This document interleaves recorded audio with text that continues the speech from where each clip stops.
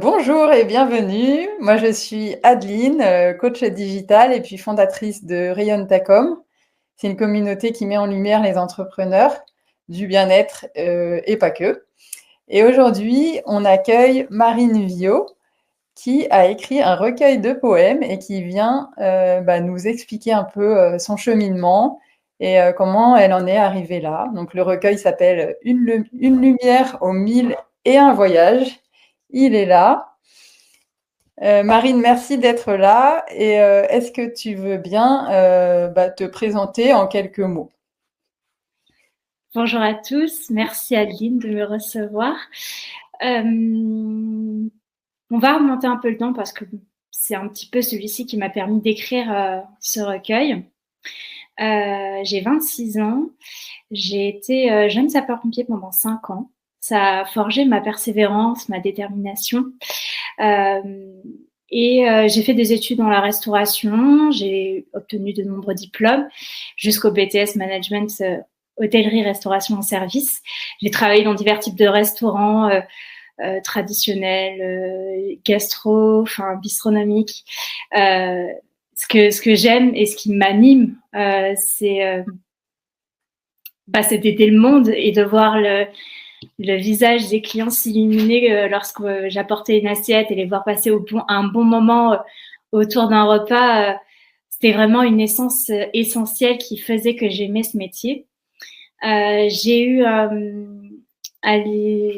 problème de santé. Mon corps a lâché une première fois. Donc, j'ai dû complètement revoir mon plan de vie professionnel.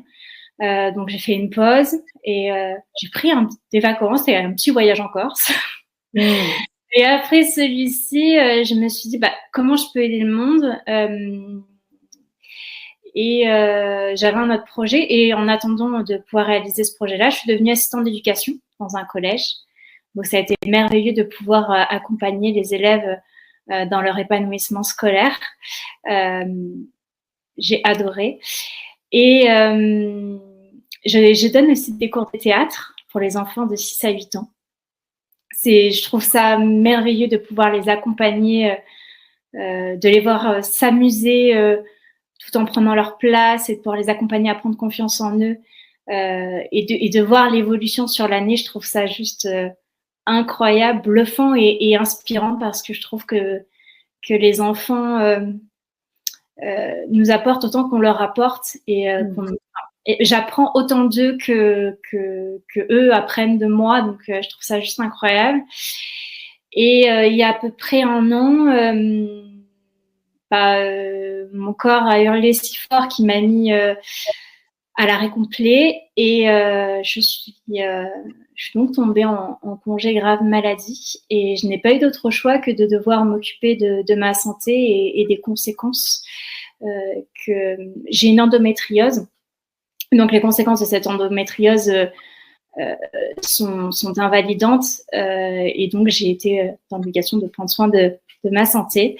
Et je me suis dit, j'avais commencé à écrire dans les années passées, mais pris par le temps, le travail, j'avais mis ça un peu de côté. Et puis bon, je me suis dit, est-ce que les gens auront vraiment envie de lire ce que j'ai écrit? Est-ce que c'est vraiment intéressant? Et finalement, je me suis dit, dans cette période-là, au-delà de prendre soin de ma santé, j'avais envie de produire quelque chose dans cette période sombre. Et je me suis dit, c'est le moment de reprendre ce livre-là. Et donc, j'ai continué à écrire, à créer. J'ai laissé exprimer mon enfant intérieur au travers de quelques illustrations. J'ai aussi associé une autre de mes passions, la photographie. À l'intérieur, il y a des photographies de ce que j'aime, de ce qui me ressource dans mon quotidien. Il y a un chapitre de co-création aussi, parce que je suis une femme qui adore créer avec d'autres personnes et qui suis dans le partage. Et je trouve qu'associer les couleurs magiques de nos personnalités, c'est ce qui fait aussi la beauté de ce monde et de ce que l'on peut créer ensemble. Donc, c'est vraiment ce livre, c'est une ode à la résilience, à l'amour aussi, qui guérit tout. C'est ce en quoi je crois profondément. Et ces deux mantras en fait qui m'ont guidée dans l'écriture de ce livre, c'est l'amour guérit tout et l'amour est là où le cœur regarde. Donc voilà, il est plein de magie. Il est fait avec beaucoup d'amour et de lumière. De la lumière au travers de diverses étapes, y compris dans l'ombre, puisque ça fait aussi partie de ma vie. Et pour moi, ça a été vraiment un processus aussi de guérison, d'écrire ça. Ça m'a permis de poser des mots sur mes mots et ça m'a ouvert aussi un espace de liberté dans lesquels je me suis laissée carte blanche sans les il faut et les je dois que la société parfois peut nous imposer dans ce que l'on peut, donc dans notre quotidien. Donc voilà. Finalement, cette maladie, c'est un peu un cadeau aussi, qui te permet finalement de te reconnecter à toi, d'avoir cet espace de vide et qui t'a permis de trouver, un peu une voie aussi. Complètement, cette endométriose m'a permis aussi de me reconnecter à mon corps et en effet de laisser cette part-là aussi s'exprimer et de donner vie à ce projet-là. C'est vrai que j'aurais pu passer à côté de ma vie si j'avais pas eu cette endométriose-là. J'aurais pu continuer. Moi, en fait, à la base des bases, je pensais que j'étais venue sur Terre juste pour aider le monde. Je pensais pas que moi, en tant que marine, j'avais des choses à produire pour moi-même. Enfin voilà. Donc, et c'est vrai que cette endométriose m'a ramenée à moi finalement. M'a demandé de me regarder, de m'aimer et finalement d'aller chercher, expérimenter qu'est-ce qui pouvait m'animer dans la vie, quoi. Ouais, là, il y a une question qui me vient. Est-ce qu'on peut finalement aider le monde si on s'aide pas, soi-même? Eh bien, pas longtemps.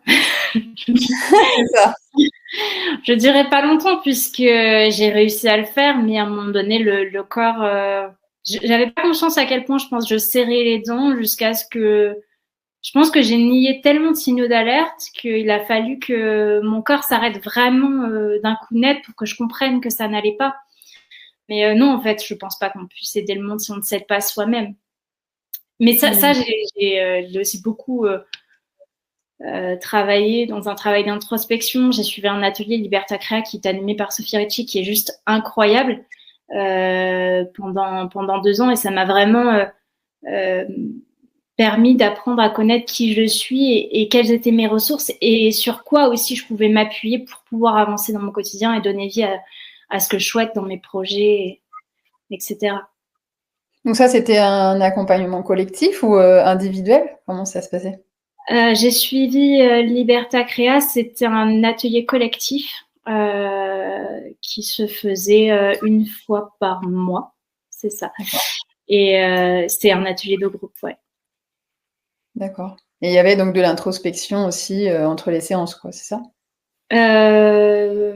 Moi, ce qu'on voyait,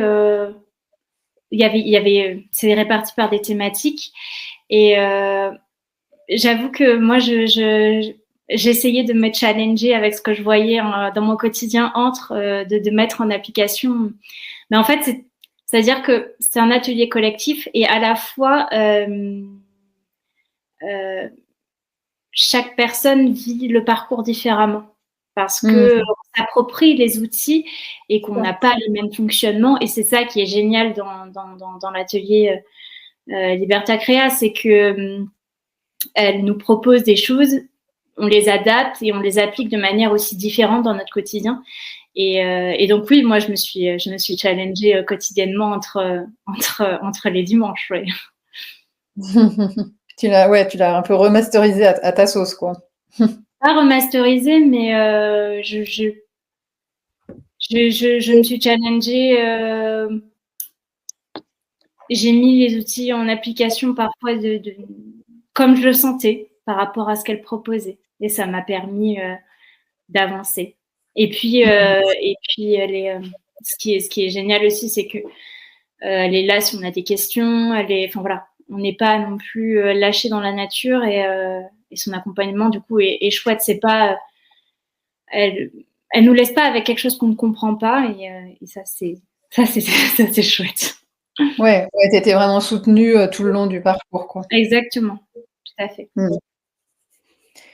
Et qu'est-ce qui a fait que tu as commencé cet accompagnement, ça venait d'où, cette envie de travailler sur ta créativité? L'accompagnement, mon corps venait de lâcher une première fois à l'époque, quand j'ai commencé. J'avais commencé un nouveau travail, ça s'était vraiment bien passé. J'étais assistante d'éducation depuis 1 an, donc ça se passait bien. Mais je sentais que j'avais besoin que les choses changent. Je voyais bien que j'avais pas confiance en moi, que j'avais besoin en tout cas, d'avoir un peu plus confiance en moi. J'avais besoin que les choses changent. Je n'y suis pas allée avec une intention très précise, parce que, en fait, à chaque fois que j'ai été aux ateliers, j'avais pas forcément d'intention. J'avais juste envie de me laisser surprendre par ce que l'atelier avait à offrir et voir qu'est-ce que je pouvais apprendre de nouveau sur moi-même, sur les fonctionnements, et parce que finalement, je crois, mais ça n'engage que ma croyance, que parfois, ne pas avoir d'intention, c'est le meilleur moyen aussi de pouvoir accueillir tout ce qui se présente sur notre chemin. Ouais. J'ai pu avoir des objectifs très précis dans le passé.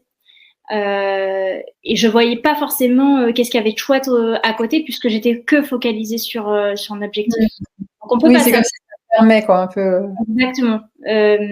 Et je trouvais vraiment intéressant d'arriver justement avec pas forcément d'objectif précis. Mais et c'est comme ça que je me suis découverte, je me suis regardée pour la première fois, je me suis rencontrée. Voilà, je me suis rencontrée, j'ai pris confiance en moi, j'ai découvert ma créativité. Elle s'est révélée durant cette année, parce que j'ai pu écrire ma première chanson, ce dont je rêvais toujours. J'ai commencé à peindre. J'avais toujours rêvé de peindre. J'ai commencé à peindre des tableaux. J'ai commencé à écrire des poèmes. J'ai vraiment commencé à explorer ma créativité sous toutes ses formes. Et je me suis rendu compte que c'était vraiment une réelle ressource et une essence importante dans mon quotidien, sur laquelle j'allais vraiment pouvoir m'appuyer toute ma vie. Et puis, ça m'a permis aussi d'apprendre à savoir comment je fonctionne, pourquoi je réagissais comme ça dans telle situation, à quoi ça faisait écho. Et finalement, quand on a une meilleure connaissance de soi, il y a déjà une confiance quelque part qui vient, parce que c'est toujours plus facile, dans mes lunettes, de pouvoir réussir à dompter un problème quand on a déjà un regard dessus.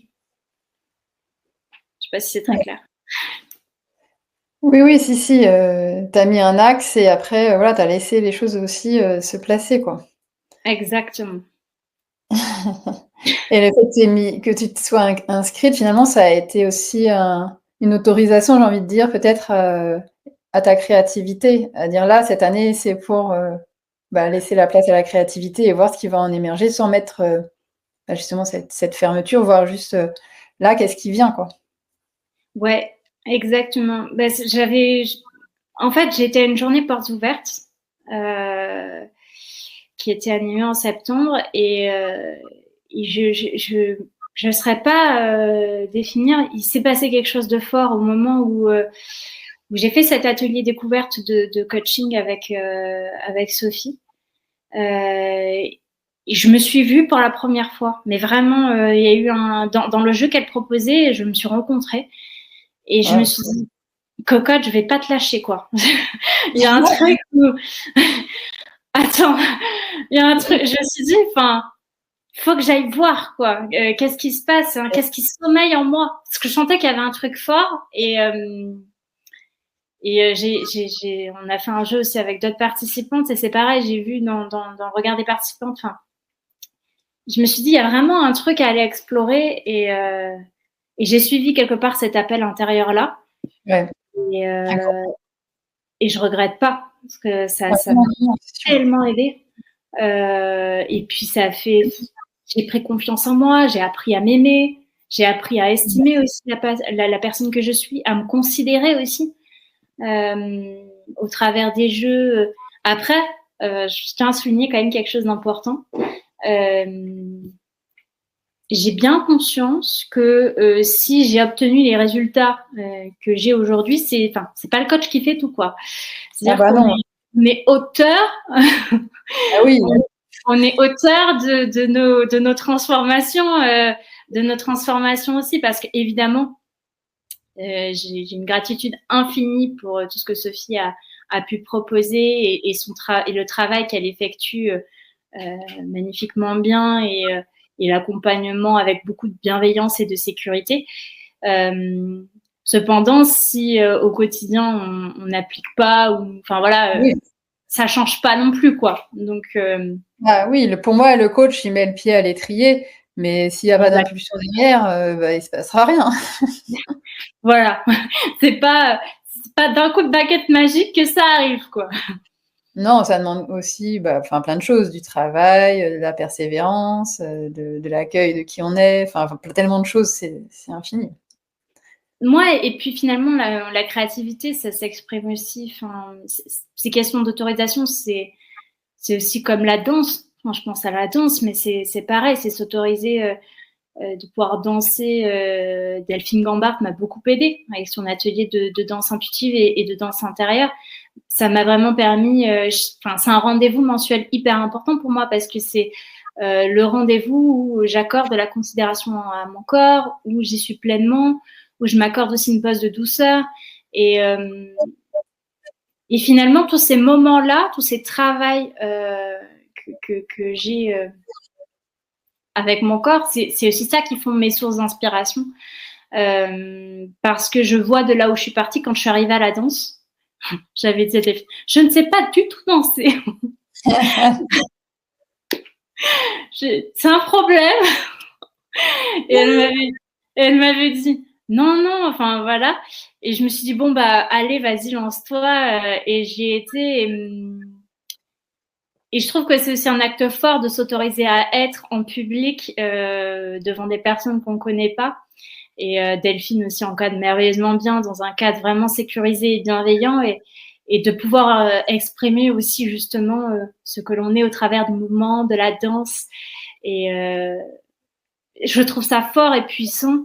Et c'est aussi ça que, naît pour moi la création. C'est de ces sentiments-là, de ces émotions-là, de ce que je peux venir ressentir et à l'intérieur de moi dans ces moments intenses et lumineux. Oui, c'est vrai que on s'est rencontrés à la danse. Exact. Et pour moi aussi, je vois combien ça m'apporte en fait d'avoir cet espace pour aussi lâcher prise, quoi, et danser avec ce qui est là, quoi. Et des fois, on sait même pas finalement ce qui est là. C'est en dansant qu'on va découvrir des choses à l'intérieur de son corps et qu'on va pouvoir aussi les transmuter ou voilà, accueillir ce qui vient et lâcher ou oser, plein de choses. Et je vois combien c'est important pour moi aussi de revenir dans le corps. Et pour moi, c'est vraiment aujourd'hui un pilier fort de revenir dans le corps. Finalement, peu importe ce qu'on fait comme activité, j'ai envie de dire, mais le retour au corps, c'est là où finalement, il y a tout à l'intérieur de notre corps aussi. Et aller chercher cette info, et après, à nous d'en faire quelque chose, oui, en créativité ou ailleurs, j'ai envie de dire, mais c'est la base. Et pour moi, être dissocié de son corps, c'est t'es un peu à côté de ta vie, finalement, t'es pas vraiment là, quoi. T'es un peu désincarné, finalement. On a un corps, on est sur Terre et on en a besoin. Complètement. Et d'ailleurs, j'aborde dans ce livre aussi tout ce qui est les émotions, s'autoriser à les accepter, les accueillir et à avancer avec main dans la main parce qu'elles sont là et qu'elles ont le droit d'être là et qu'elles ont la raison d'être là. Et je trouve en effet de pouvoir à la danse arriver avec ce qu'on est, avec l'émotion que l'on a et pouvoir le danser, comme tu dis, et finalement faire quelque chose avec. Justement, je trouve ça incroyable parce que parce qu'elles ont le droit d'être là et qu'il faut les laisser exister et les traverser.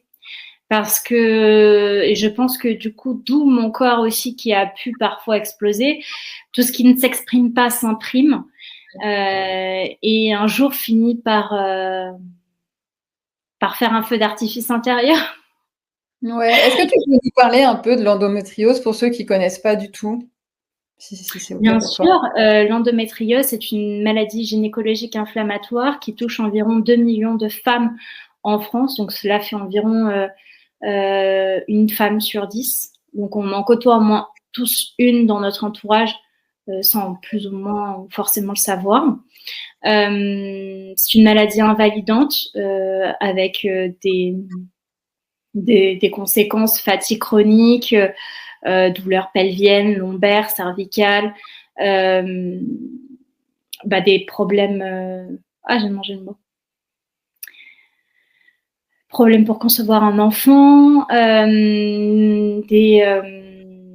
tout ce qui peut être aussi sur le système digestif. Et on a tous des symptômes différents parce que chaque femme est différente. Donc, autant de femmes qu'on est, on ne vit pas forcément l'endométriose de la même façon. Et elle ne se propage pas non plus de la même manière. C'est-à-dire que moi, par exemple, on l'a découvert au cours d'une intervention il y a maintenant 2 ans. Okay. Plus peut-être. À la base, c'était pas... on se doutait potentiellement que j'en avais, mais ils l'ont découvert. Moi, par exemple, elle n'était pas tant ancrée en profondeur. Par contre, j'en avais partout sur la zone utérine. Et d'autres, par exemple, ça va être qu'un endroit localisé, mais ça va être très ancré en profondeur. Donc, c'est vraiment... et elle peut se déployer autour du système digestif, autour des reins. Voilà, elle peut se propager à divers endroits. Ça ne reste pas forcément qu'au niveau de l'utérus. C'est une maladie qu'on ne voit pas, donc qui suscite aussi beaucoup, parfois, d'incompréhension dans les familles, parce que dans les familles ou dans l'environnement professionnel, ce qui a pu être mon cas, j'ai pu parfois faire face à des moments compliqués parce que c'est abstrait pour le monde, que ce soit familial ou professionnel. Il existe des prises en charge. Je laisserai ma page pour les femmes qui sont atteintes d'endométriose. J'ai créé une association qui s'appelle Endovisible, avec un projet instant T, avec une bulle de parole, une pause cocooning et chaque mois, on part à la découverte d'un atelier. Donc justement, en janvier d'ailleurs, c'est le coaching avec Sophie Ricci. Et février, c'est Delphine avec la danse. Ouais, super. Comment? Non, c'est un beau cadeau. Ouais. Donc voilà, c'est un samedi après-midi par mois, de 14h à 18h. Donc voilà, chaque mois on part à la découverte d'un atelier. Et c'était vraiment important d'offrir une bulle de parole où les femmes puissent dire, ça va pas. Parce qu'en fait, dans l'entourage, oui, ça va, je sais, j'ai mal, nous aussi. Enfin, parfois c'est très minimisé. Mais pourquoi t'as toujours pas repris un travail? Il y a des phrases comme ça. On voit bien que c'est de l'incompréhension. Donc avec le temps, on n'en parle pas. Et finalement, on n'en parle pas, mais ça reste en nous. Et moi, je reste avec cette phrase que tout ce qui ne s'exprime pas s'imprime. Et c'est important d'en parler. Et j'avais vraiment envie de leur offrir un espace bienveillant, sécure, pour qu'elles puissent s'exprimer et relâcher ce qu'elles peuvent vivre, parce qu'on est souvent amené à serrer les dents, on fait vraiment face à des situations complexes dans les magasins. Moi, ça m'est déjà arrivé, pour donner un exemple, j'ai perdu connaissance à la caisse d'un supermarché. Je tombe sur la personne d'en face parce que j'ai une crise de douleur pas possible. La personne, elle râle.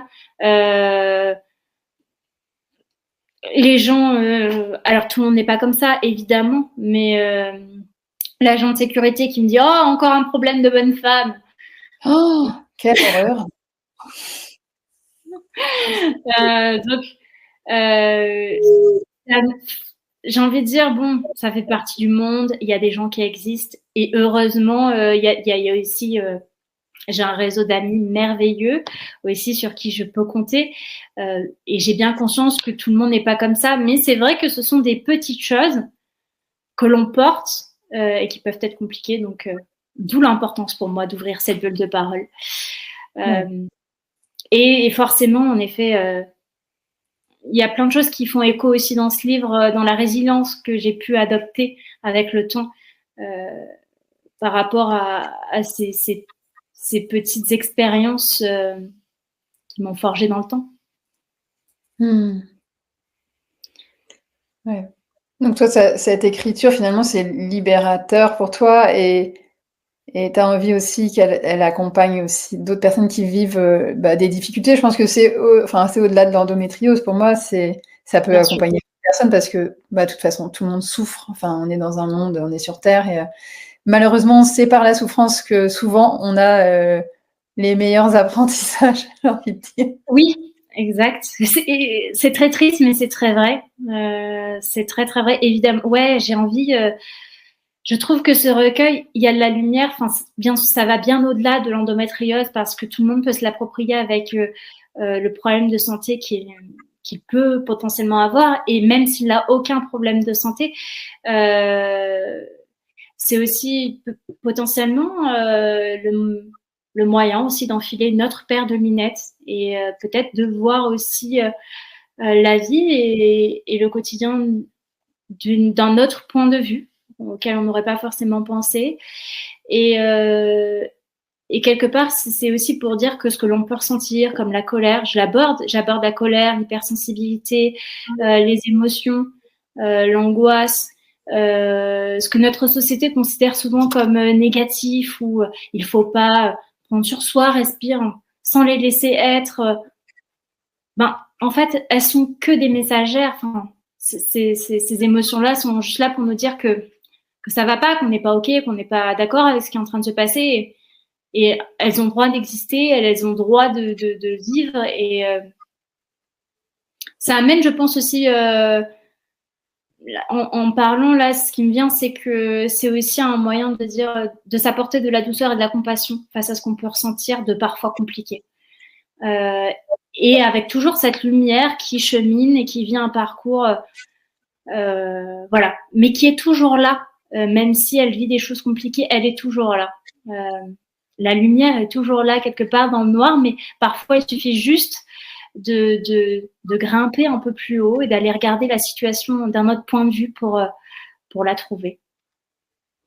Oui, ou de laisser passer quelques heures et voilà, et ça s'apaise et on a en effet un autre regard et après à nous de la transmuter parce que pour moi, la douleur, l'émotion, elle est là pour être vue, mais après pour être accueillie et pour être transmutée en lumière finalement. Exactement. Et c'est le droit, et moi, c'est OK aussi de pas du tout arriver à la voir pendant un certain temps. Hein. Ah bah oui. Ça m'est arrivé de ne pas réussir à la voir, parce que bon, on va pas se mentir, lorsque je suis en crise, je suis pas aux Maldives, je suis pas en train... Enfin, je suis pas en mode happy, hein, donc moi, c'est vrai que je t'ai vue en crise et j'ai vu combien tu souffrais et combien voilà, tu pouvais rien faire. Enfin voilà, et même nous qui étions à tes côtés, on se sentait bien. Enfin moi, je savais pas trop finalement comment t'aider. J'ai fait au mieux avec le Reiki, mais voilà, c'est aussi laisser passer la crise et attendre qu'elle diminue en intensité, quoi. C'est ouais, c'est vrai que merci d'aborder le sujet. Pour l'entourage et les personnes qui nous côtoient, ça génère un sentiment d'impuissance, quelque part. Et en même temps, moi, j'ai envie de dire, parfois, le simple fait d'avoir une présence chaleureuse, réconfortante et bienveillante à côté, ça aide à... en tout cas, moi, ça m'aide vraiment à quelque part à me dire oui, je sais que c'est qu'une passe. À ce moment-là de la crise, je ne peux rien faire. Enfin, au-delà de prendre ce que j'ai pour potentiellement la désamorcer. parce qu'on ne sait jamais combien de temps ça dure. Moi, la présence d'une personne bienveillante et réconfortante, déjà psychologiquement, ça m'aide à me dire, bon, bah, t'es pas seule, tu sais pas combien de temps ça prend, mais tu sais que ça va passer et ça va aller. Et donc, quelque part, ça aide à passer la crise dans une meilleure atmosphère. Enfin, L'état d'esprit, quoi. Ouais, tu te sens ouais, soutenu et quelque part, exactement. Mais c'est et vrai que oui, vas-y. Non, non, vas-y. mais ce sont des moments en effet qui sont très complexes et qui à terme aussi a un impact sur le moral. Enfin voilà, la douleur de toute façon forcément à un moment donné impacte. On a beau être résiliente et moralement forcément ça a quand même un impact. Et des crises comme ça, t'en fais tous les combien environ? C'est très régulier, c'est très, enfin, C'est varié, c'est-à-dire qu'en plus c'est pas forcément à chaque fois les mêmes. Parfois c'est juste la douleur. Parfois, je peux avoir des contractions. Parfois, je peux avoir le corps qui tremble. Mais ça, c'est autant de femmes que l'on est, autant de femmes, les symptômes sont différents aussi. La douleur, c'est plus ou moins quotidien. Donc, j'ai un traitement de fond. Et puis, j'ai des appareils aussi, parce que je suis suivie, qui m'aident à bien gérer la douleur. Mais après, bah, il y a forcément aussi des phases où, quand je suis beaucoup plus fatiguée, ma capacité, comment dire, à parfois désamorcer la crise est réduite aussi. Et puis, bah, comme tout le monde, je perds patience aussi parfois de pas réussir à faire redescendre la douleur et parfois j'ai des gros moments de larmes et plus le temps passe, plus j'apprends à les laisser être et puis quelque part ça fait du bien que ça soit dehors et pas dedans. ouais. Mais c'est un processus assez long et puis mais en même temps aussi compliqué, aussi difficile que ça puisse être, ça m'amène constamment à faire des choses adaptées dans mes besoins. Et ça, j'ai conscience du trésor que c'est parce que je pourrais vivre une vie qui ne me correspond pas et cette maladie m'amène à devoir vivre une vie qui me correspond totalement. Ces douleurs m'amènent à vivre une vie que je conçois 100%, quoi. Donc, ça, pour le coup, c'est vraiment un trésor. Parce que je suis obligée d'écouter mes besoins du plus pied au courant. Et quand je vois des personnes qui sont beaucoup plus âgées que moi, qui font un travail qu'elles n'aiment pas du tout, qui ont une vie qu'ils n'aiment pas du tout, je m'estime vraiment chanceuse à 26 ans de pouvoir avoir cette chance-là de concevoir ma vie dans les moindres détails entre ce qui me fait vibrer et mes besoins physiques et psychologiques. Bah, c'est ce qu'on peut souhaiter, voilà, de plus beau finalement à chacun. C'est de se trouver et de faire ce qui nous fait vibrer, ce pourquoi on est venu sur Terre, quoi. Exactement. Et j'ai une amie qui a eu la même maladie que toi. Et en fait, elle est devenue chamane et aujourd'hui, elle est guérie. C'est en réussissant à faire sa mission de vie qu'elle a arrêté sa maladie. Ouais, je crois profondément que c'est que c'est une passe de ma vie et que je finirai par stabiliser cette propagation. J'ai conscience que s'il se passe encore des choses et que si on n'a pas trouvé le bon traitement, ou que voilà, c'est que j'ai des choses à voir, à régulariser et à réadapter. Alors, il y a des fois, quand je me dis ça, franchement, je me dis, ouais, bon, bah, c'est bon, là, c'est bon, j'ai eu mon lot, ça peut se stabiliser, là. Niveau expérimentation, on y est bien, là. On peut faire un break un peu, là, parce que je veux bien croire que tout est juste, mais bon, là, quand même, un peu trop dans la caisse, quand même. Mais c'est dans les moments de fatigue que je me dis ça. Et je crois qu'aussi le plus compliqué là-dedans à driver, c'est la fatigue. La fatigue chronique, je crois que c'est vraiment le plus compliqué avec la douleur. C'est vraiment les deux points les plus. Ça demande une énergie, une concentration en plus pour des tâches simples du quotidien. Mais je pense que je trouverai un moyen d'aider le monde avec ce qui m'est arrivé d'une manière différente, mais je trouverai un moyen. Et je pense que tu l'aides déjà, en fait, le monde. Peut-être. En tout cas, c'est mon intention la plus profonde dans ma quête professionnelle et dans ma quête de vie. Peut-être, mais comme on disait tout à l'heure, hein, on n'a jamais conscience vraiment de ce que l'on fait quand ça nous concerne personnellement. Oui, et puis je crois qu'on est aussi à vouloir toujours plus. C'est comme si on voyait pas, ouais, ce que déjà on fait. Ah oui, mais alors ça, complètement. Pour le coup, c'est ma grande problématique. C'est-à-dire que en ce moment, forcément, je peux pas travailler parce que j'ai pas le feu vert du médecin. Et je suis là à me torturer l'esprit, à me dire oui, mais alors professionnellement parlant, tu peux plus faire ce que tu faisais avant. Mais qu'est-ce que tu peux faire? Alors qu'en vrai de vrai, je suis même pas encore stabilisée. De me dire, alors j'apprends à relâcher parce que je me dis, voilà, j'ai donné vie à autre chose, j'ai écrit un livre, j'écris des chansons, je compose beaucoup, j'ai rejoint un groupe de musique qui me fait du bien, la musique m'apaise, m'évade, et quelque part c'est un processus de guérison aussi. Donc j'ai été invitée sur une émission de radio sur Bordeaux, donc je vais bientôt passer à la radio.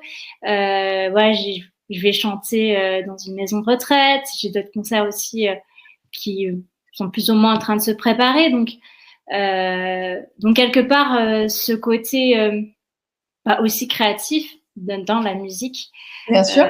se développe alors que je ne l'aurais pas du tout imaginé à la base des bases. Je chantais juste pour me faire du bien et petit à petit, ça s'ouvre. Ça s'ouvre et pour mon plus grand bonheur d'ailleurs, ça s'ouvre. Donc parfois c'est là où c'est l'univers dans lequel on ne s'attend pas qui s'ouvre à nous et je trouve ça incroyable. Je crois que tu as dit le mot magique, juste pour se faire du bien.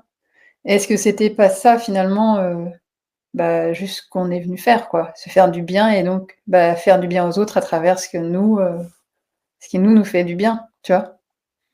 Oui, oui, complètement, complètement. C'est vrai que je suis assez surprise parce que quelque part c'est un peu ce qui se passe avec la musique. Mais pour le coup, c'est frais et je pense que je réalise pas parce que c'est un rêve aussi. C'est voilà de pouvoir chanter.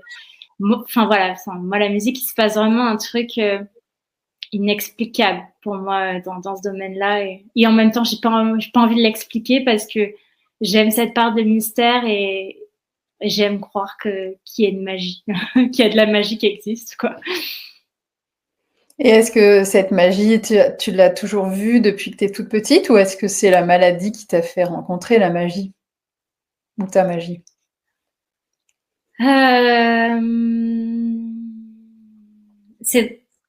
C'est une question qui va me ramener à l'écriture de ce recueil. J'ai eu un parcours semé d'aventures, empli vraiment de cicatrices visibles et invisibles. Je ne pense pas. Je pense que je suis une émerveillée de la vie par rapport à, malgré ce que j'ai pu vivre, je suis une émerveillée de la vie par rapport à ce que je peux voir chez les autres. De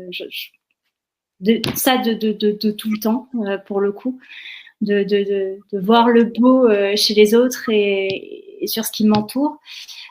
En moi, non.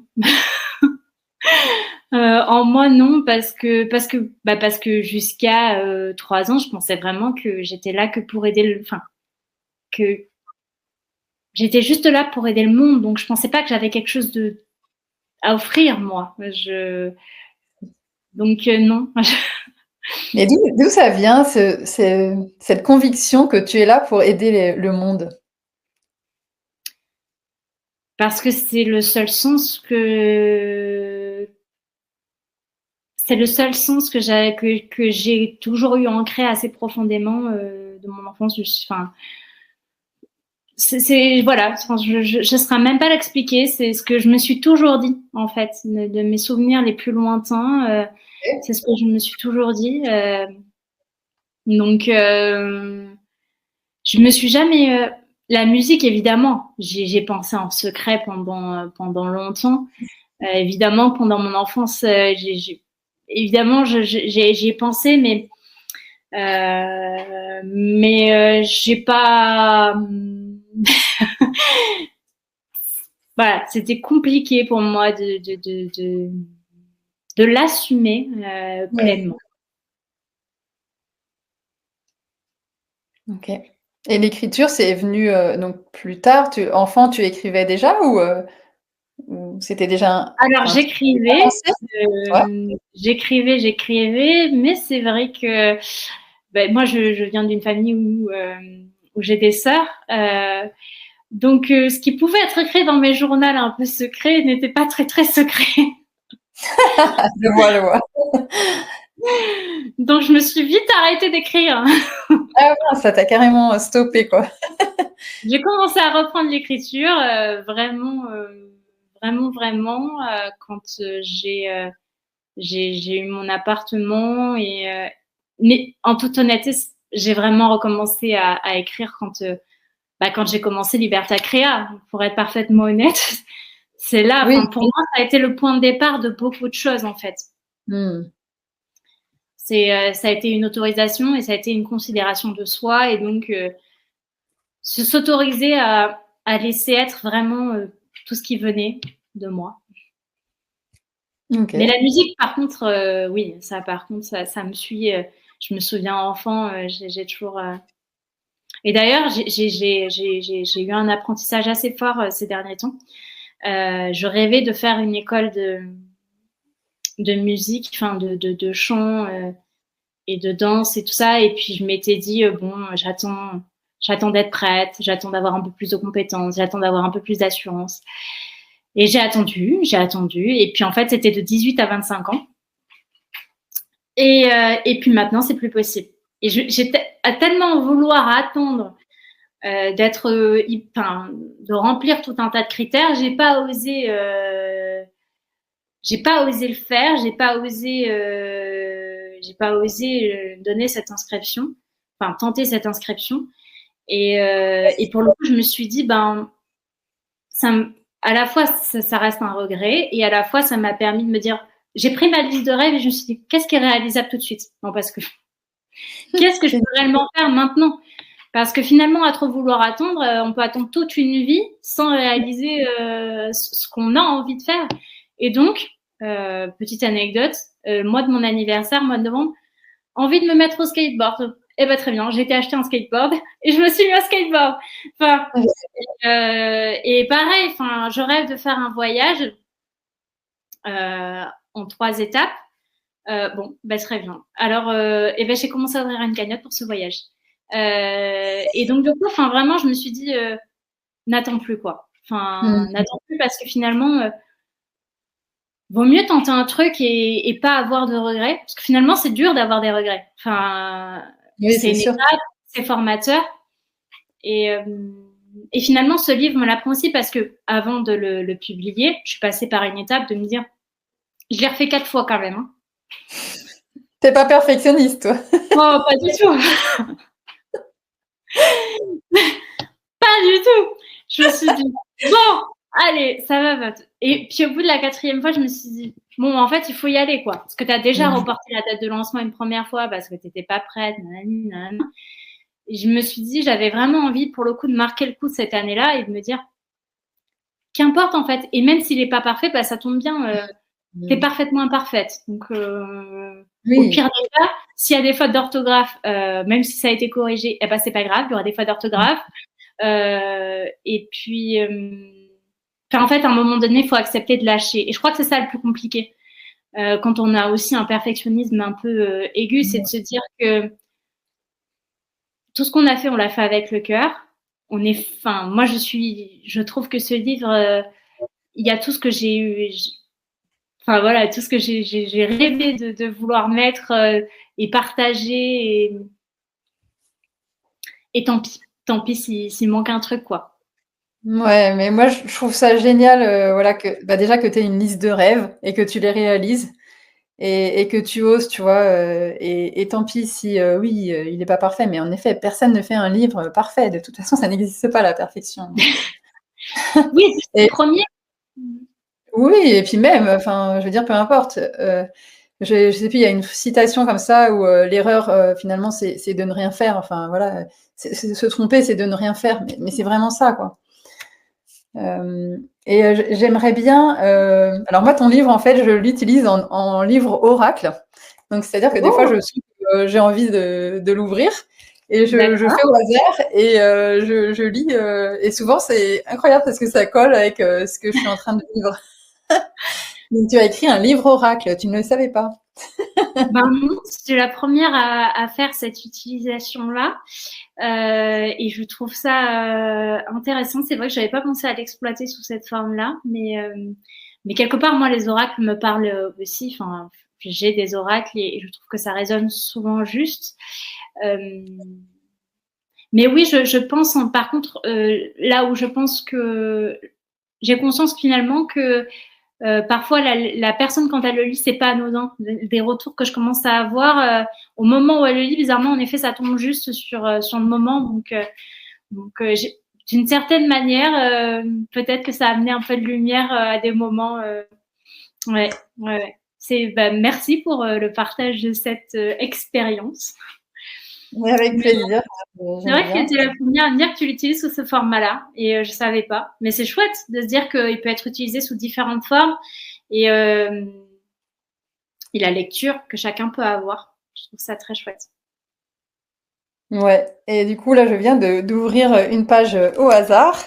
Et est-ce que Ok, c'est OK pour toi que je lise devant tout le monde? bien sûr, bien sûr, OK. bien sûr. Alors, je suis tombée sur fatigue. Il y a peut-être des gens qui sont fatigués, qui sont en train de nous écouter. En plus, c'est vrai que c'est la saison. C'est une saison, on est à l'automne et bientôt l'hiver. Et c'est une saison, on a besoin quand même de se reposer. Donc, on peut avoir de la fatigue en nous. Tout à fait. C'est un poème qui a été coécrit avec Fanny Brémond. OK, parfait. La fatigue extrême. Elle te fait perdre tes repères. À peine tu te lèves, des étoiles sont en l'air. Même plus envie de se nourrir, elle te coupe l'appétit.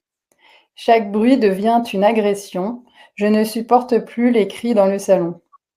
Essayer de trouver le sommeil, un véritable casse-tête qui me laisse perplexe quand les questionnements s'éveillent. Quel est mon niveau d'énergie? Qu'est-ce que je vais choisir? Me sacrifier pour être aimé? Me choisir pour me soigner? Chaque jour, les choix peuvent être différents. J'apprends à les aimer sans jugement. Ils sont pour moi une leçon. Aujourd'hui, je m'apporte de la compassion. Avec la participation de Fanny Brémond. Laisse-toi aller à la fatigue. Ne lutte pas, elle te guide. Elle est le signe que tu dois encore prendre soin. Ainsi, tu iras plus loin sur ton chemin. Tu trouveras quelques loupiottes pour te tenir la main. Bah, merci beaucoup pour ce poème. Et je pense vraiment qu'il est d'actualité. En plus, c'est vrai qu'il y a de plus en plus de personnes qui font des burn-out aussi. Donc, c'est important aussi d'aller écouter cette fatigue et d'écouter notre corps quand il nous dit stop. Ouais. Ouais, je pense que j'apprends avec le temps à décrypter les codes avant parfois les gros moments de crise. Euh, mais on nous apprend pas à l'école aussi à être à l'écoute de ça, et je trouve ça bien dommage. Y a plein de choses hyper importantes sur le travail des émotions et sur ce que peut exprimer notre corps, et qui pour moi finalement sont vraiment essentielles. Mm. Et c'est un vrai apprentissage d'apprendre à les décoder. C'est vrai que c'est un apprentissage, je pense, pour toute personne qui a un problème de santé, qui se fait un peu par obligation, on va pas se mentir au départ. Mais on en sort quand même grandi. Et puis finalement, on se rend compte que même dans les moments les plus sombres, il y a toujours quelque chose de lumineux qui s'y cache, il y a toujours quelque chose de positif à en retirer.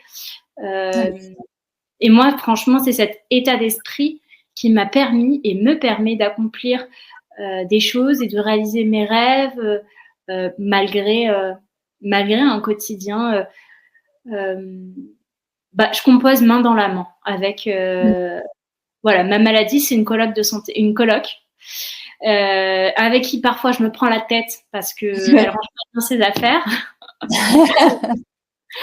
Et du coup, elle fait mal partout. Donc, je dis, voilà, je visualise un peu mes problèmes de santé comme des colocs de vie avec qui je dois composer.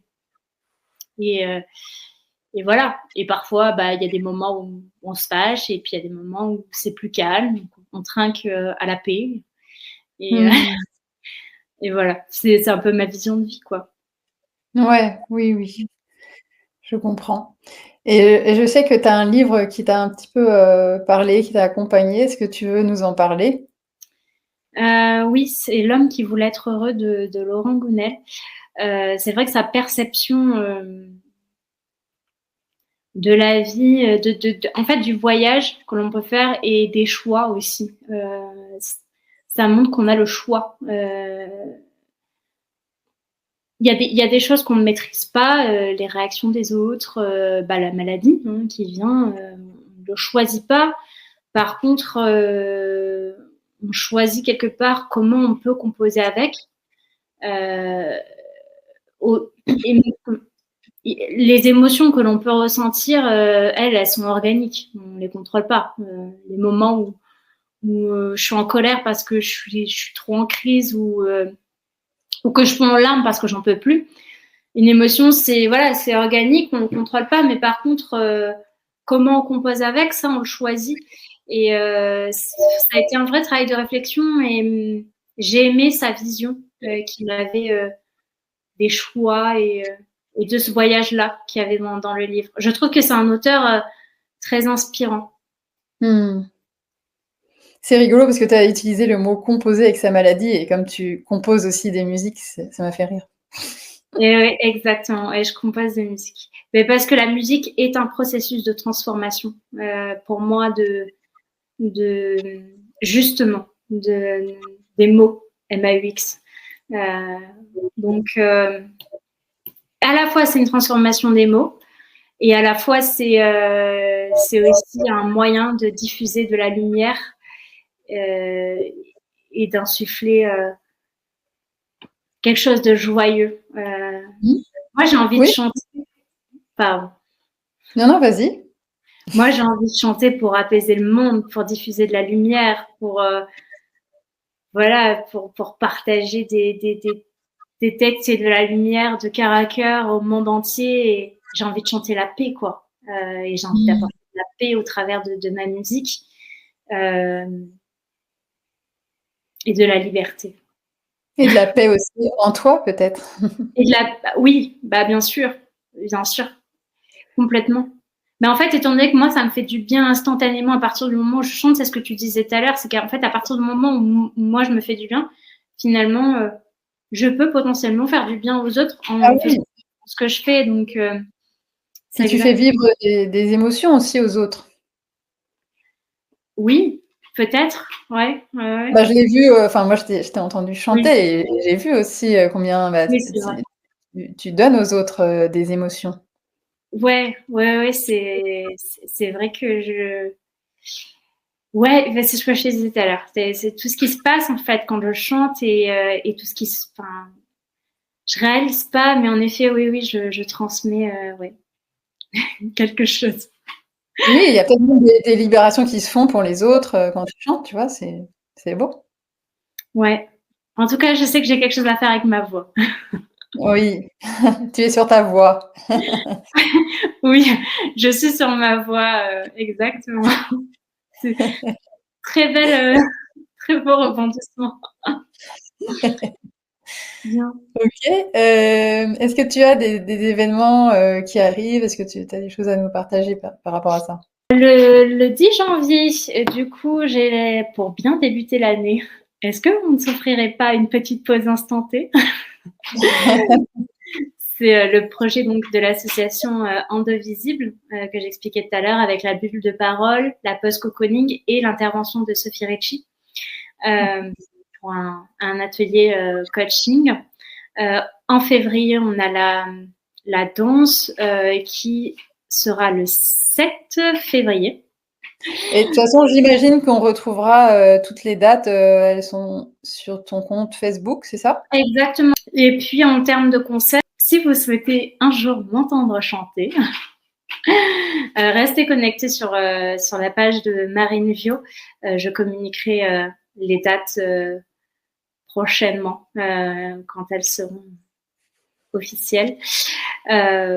Voilà, en termes de projet, c'est tout pour le moment. C'est pas mal. Et donc, tu vas aussi être sur une radio, c'est ça? Et exactement, tout à fait. Je vais passer sur une radio. J'ai pas encore la date non plus. D'accord. L'enregistrement, j'ai pas encore la date, mais restez connectés. En effet, sur ma page Facebook Marine Vio, je communiquerai toutes les informations, passages radio, livres, et vous verrez aussi de temps en temps, je poste quelques poèmes inédits, quelques reprises de chansons. Voilà, dans un partage toujours lumineux, joyeux, avec beaucoup de bienveillance et fait avec beaucoup d'amour.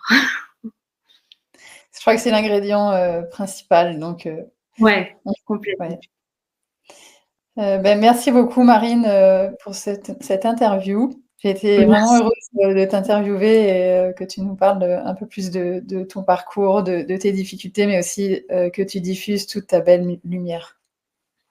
Merci infiniment de m'avoir reçue. Merci pour ce bon moment. C'était une première fois pour moi et je suis ravie d'avoir partagé ça avec toi. Donc, merci beaucoup. Avec plaisir. Et bonne journée tout le monde. Au revoir. Bonne journée à tous. À bientôt.